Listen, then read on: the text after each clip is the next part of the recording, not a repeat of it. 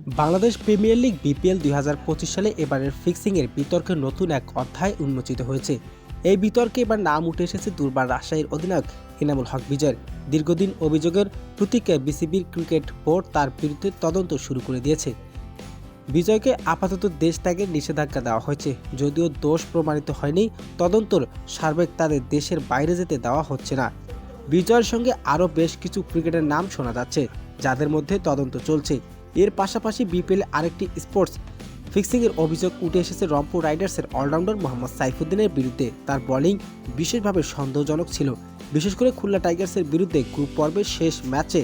ওই ম্যাচে সাইফুদ্দিনের ১৩ ও ১৭ নম্বর ওভারে ৪টি নো বল করেছেন, যেখানে বলগুলো ছিল স্টাম্পিংয়ের ওভার দ্য লাইন।